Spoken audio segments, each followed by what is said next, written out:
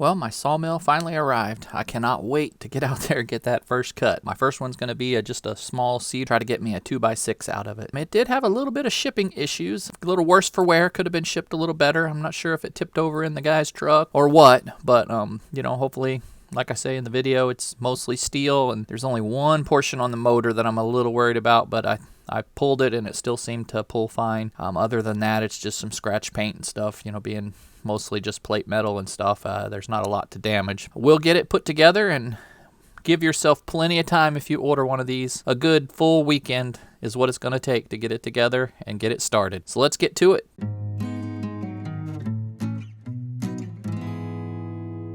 Well, it does come in a pretty good box, and I can reuse this angle iron here for the cage that they sent it in, and make me a couple little racks, maybe for some offcuts or something. Or I may just make this frame back together, put some small wire or something in it, and use that as my scrap bin instead of the big liner that I have back there. And then I could just come in and either lift it with these eyes they have on the side, or if I ever get my tractor and stuff, we could just stab some forks underneath there, lift it up, put it in the truck, and take it to scrap. I don't know.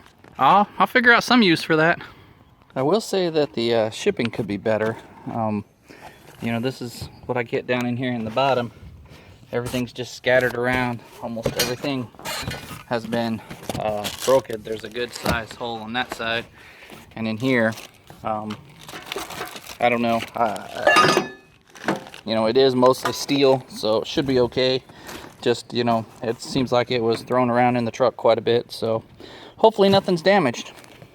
It's all just kind of shoved in here, so I don't know. That's one negative right now. I'm not real pleased with their shipping. They could have packed this a little better, or maybe just sent 2 boxes, you know, and stacked this stuff on its own, the flat things, instead of trying to stick it all in here where you've got pieces protruding out and the motor and everything else. But so far so good. Just a little bit of scratch paint, but maybe they included a can of touch-up because they know it. I don't know. Hopefully it's down there. Now there's the first real damage other than paint. Got the motor pretty good right here. I don't know if this is broken. It looks like it's zip tied, so it's probably just assembled that way.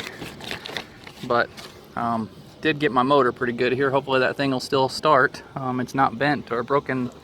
I think it's just the metal cover, but it might have got the starter, the pull rope. I'm not sure. So the first thing is assembling all these feet, and really it just kind of skips to the assemble the track. So you get a big bag full of nuts and bolts, so you can figure it out. It's pretty easy, but just to help y'all out, it is 24 millimeter, and you'll need the 24 millimeter, either two of that, and a wrench, or a nice big crescent wrench to get the first one on here. So you're going to use 3 nuts on each. You can see that in the pictures, but really just the sizes I'm going to go through, and I'm going to put a clip in here of everything when I get to each step. So I'm going to go through and install all of these, all 12 of them. So that's a lot of tightening. That's taking too long.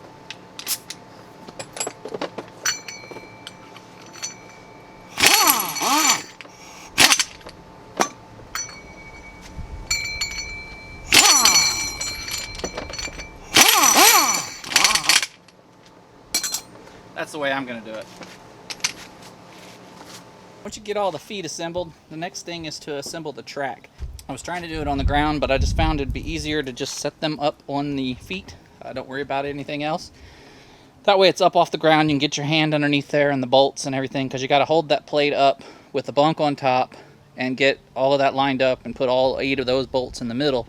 And then on each end, you know, you've got to put the bunk on the ends right here and on the very end down there, and put everything on there loosely, then square up the 2 ends and make sure your whole frame's nice and square, and then you can tighten those down and then tighten down the rest of them. So I just figured having it raised up like that a little bit is going to make it easier to work with.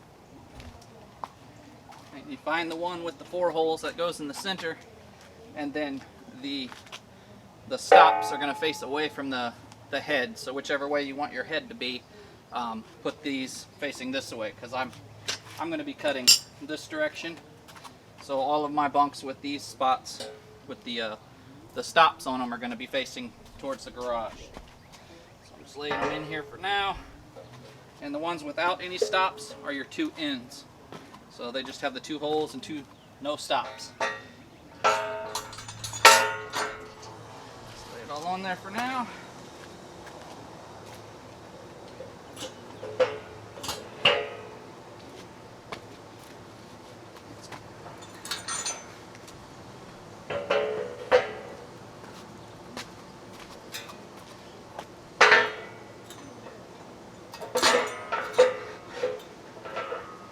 See, having them up on those feet just makes it easier to work with.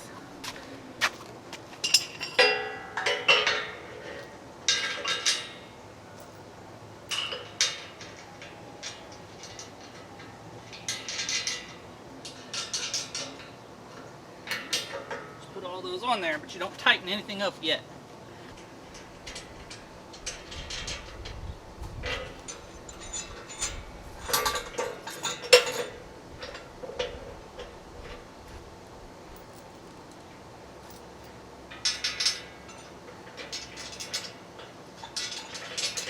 How easy that makes it to be able to move those around and get your bolts lined up instead of having to try and lift it off the ground and everything else.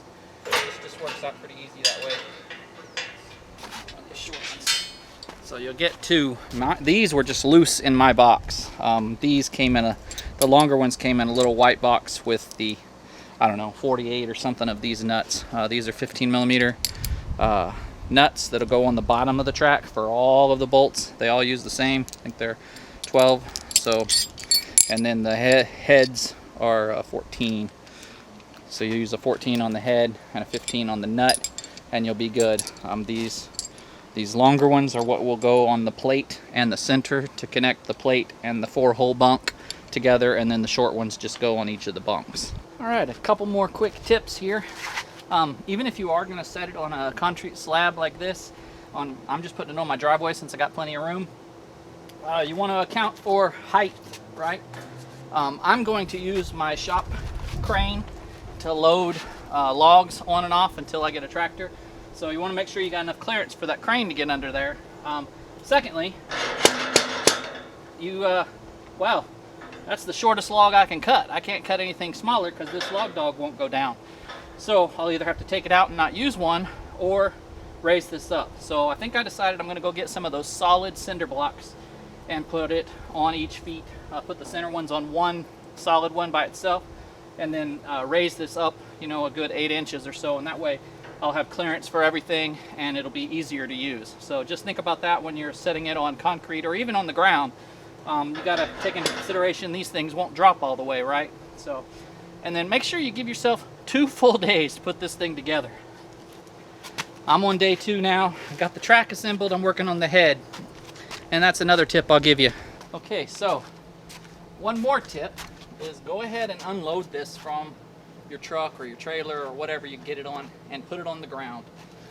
When you take it out, one of the instructions say to lay this part down because it's really heavy and you can't really lift it anyway. So you just lay it down on the crate that came with it. So I've got mine on here a little bit. These still move a little. I got those in the back. But anyway, what you want to do is you're going to want to put this down on the ground. Get it out of a truck, get it whatever, and make sure that it's down. But you're also going to need a good about 18 to 20 inches in the back. So from the top of this bar down, because those have to be bolted on first, and they've got to have some clearance. So if you put it on a dolly or something, make sure you've got, got it up off the ground before you lay it down onto your blocks. They show blocks. They're probably 8x8 blocks is what they show in the instructions. So just make sure you give yourself some clearance for those to be mounted straight up and down, and they will stick down some. So when you get it unloaded and you lay this forward, you want to have the clearance to do that. Okay, so like I said, you want to raise it up so that you can use this thing. Now it goes all the way up and down without hitting the ground, so you can put it at its lowest position. So I'm just using cinder blocks. I bought 10 of them, of the regulars that are just $1 something each. And then I'm going to put 2 solid ones right here. Well, actually, we couldn't find any solid ones in stock, so I'm just going to use 2 of the 4x and stack them. They shouldn't shake too much. So I just measured it out 24 inches from the edge of the sidewalk, and that's where I'm going to put mine. In order to get it up and not move it around too much, I just put a jack in each spot in the middle and on the two ends, jacked it up, and then I'll slide my blocks underneath there. We've got a lot of rain, so I'm glad I bought the nice cover over there, and kept it all nice over the few days it has rained, and basically been raining for 3 days in a row, so I haven't been able to finish this. But yeah, it would take you 2 full days if you worked on it just straight. I think I got everything done now on the head.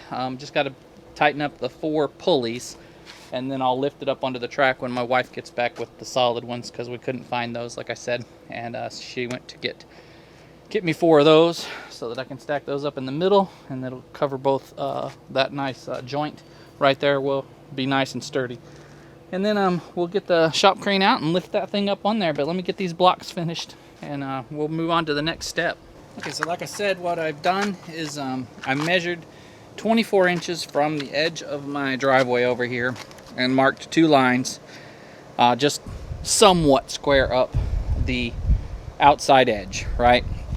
Then it's 26.5 on center to each leg post.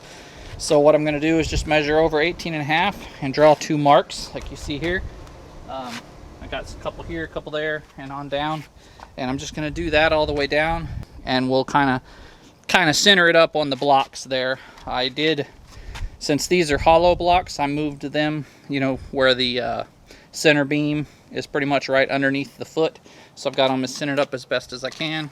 Right there, I got it centered up there. And I just did that all the way down. This should hold a log and be pretty sturdy as far as I'm concerned.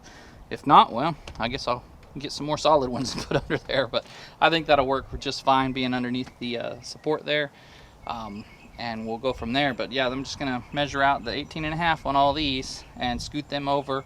Then when she gets back with those, we'll do the same thing on that side. I've already got my 2 marks over there, so I'll put my first solid blocks right there, and then I'll measure over 18.5 and put my other 2 right underneath those center supports where that seam is. And then it's time to lift that head up on there. That's going to be a chore, but at least I got that shop crane, so it should make it pretty easy, because it does have 2 lifting eyes on it, which makes it, you know, it's what they're designed for, is to lift it up and on the track when you need to.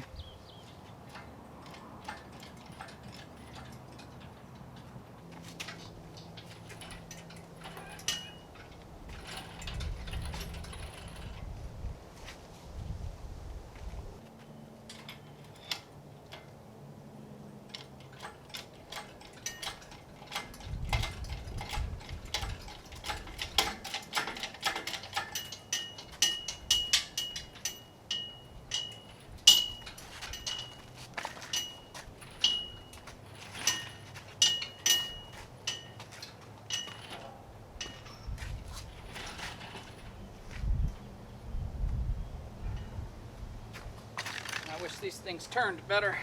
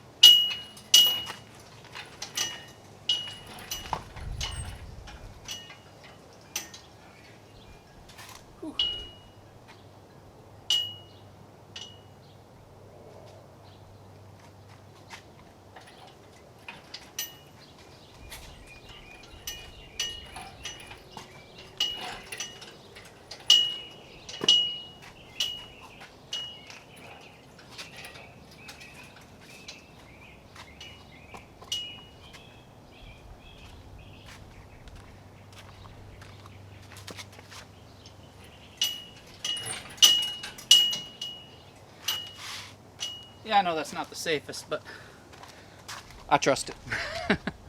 Maybe I'm quick. I'm gonna go get my wife so she can help me lower it slowly. Okay, well, I forgot to film it, but it was pretty easy. She only had to push it about 1 inch or 2 over that way, and then we just let it down. That's a good thing, too. We let it down slowly.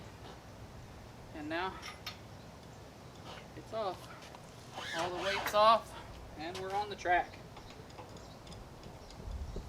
Not long for the first cut now. One of the hardest things to do was to get this thing leveled out. So, like I said, give yourself plenty of time so you're not in a rush. It'll take you all weekend to get it all put together and everything. All right, check back next week or so, and hopefully I'll have a log cut by then. As always, we thank you for watching. Get outside, try something new, and, you know, just have fun. Yeah.